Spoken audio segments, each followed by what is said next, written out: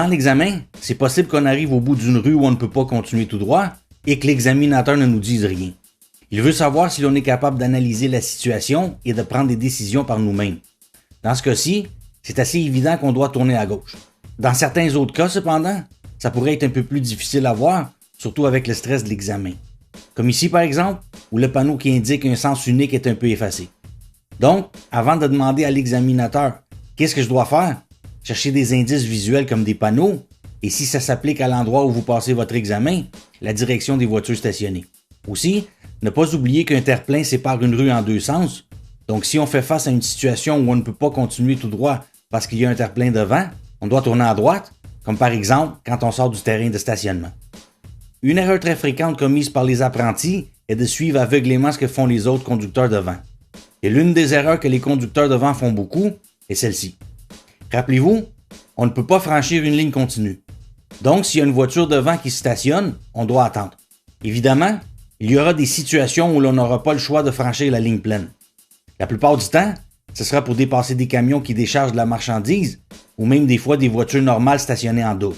En gros, si l'obstacle est entre guillemets un obstacle permanent, ce qui veut dire qu'on ne sait pas combien de temps il va rester arrêté, on peut franchir la ligne continue. Si c'est un obstacle temporaire, on attend jusqu'à ce qu'on ait assez de place pour dépasser sans avoir à franchir la ligne. Dans les rues étroites, on n'aura également pas d'autre choix que de franchir la ligne pleine. On peut le faire aussi pour dépasser un véhicule lent, comme un véhicule d'entretien par exemple, ou un vélo, mais seulement si on peut le faire en toute sécurité.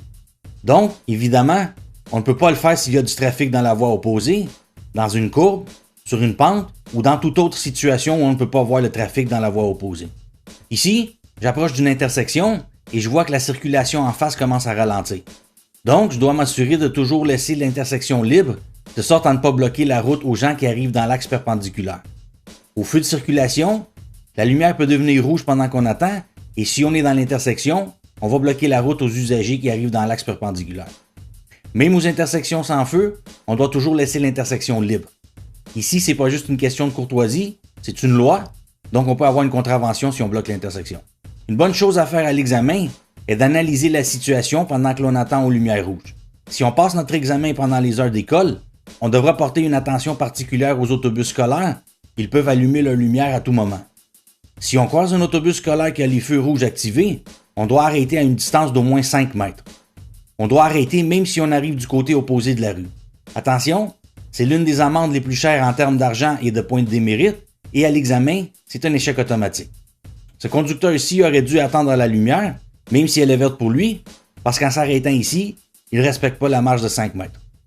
Dans un cas comme celui-ci, les lumières de l'autobus deviennent prioritaires sur le feu de circulation. On peut commencer à avancer seulement que lorsque les lumières sont éteintes et le panneau est rétracté. Parlant d'école, portez attention aux limites de vitesse dans les zones scolaires. Elles sont généralement plus basses que la limite normale. La plupart du temps, ce sera 30 km/h. Dans certaines zones, il y a des limites de vitesse conditionnelles, ce qui signifie qu'elles sont seulement applicables aux heures d'école, comme dans ce cas ici, entre 7h et 17h, du lundi au vendredi et de septembre à juin. S'il n'y a pas d'indication particulière sur le panneau, ça signifie qu'on doit respecter la limite à tout moment, même la nuit quand il n'y a pas d'école. Mais comme il est peu probable qu'on passe l'examen en dehors des heures d'école, on va presque toujours devoir respecter ces limites. Une erreur très fréquente commise par les apprentis est qu'ils roulent trop vite en entrant dans une zone scolaire limitée à 30, disons à 40 km/h, et quand ils s'en aperçoivent, la seule chose qu'ils font pour ralentir est de lâcher l'accélérateur. Mais c'est pas suffisant pour ralentir à 30. Ici, j'ai lâché l'accélérateur quand j'étais à 40, et ça a pris plus de 10 secondes pour que ma vitesse baisse à 30. Dans ces 12 secondes, on a déjà franchi la zone de 30 au complet. Donc, on freine un peu pour réduire la vitesse si nécessaire, mais pas trop brusquement, on freine de façon graduelle. À noter également que les zones scolaires ne sont pas automatiquement limitées à 30. Il y a des zones où la vitesse est plus élevée. Souvent, sur une grande rue ou un boulevard situé devant l'école, la vitesse sera plus élevée, puis dans les petites rues alentours, la vitesse sera plus basse. Si on voit une école de loin, on fait un balayage visuel et on cherche des panneaux de vitesse réduite. J'espère que vous avez aimé cette vidéo. Restez à l'écoute pour plus de vidéos dans cette série. Likez et abonnez-vous si ça vous tente. Si vous avez des questions ou des suggestions, écrivez-les dans les commentaires. Et bonne chance à votre examen.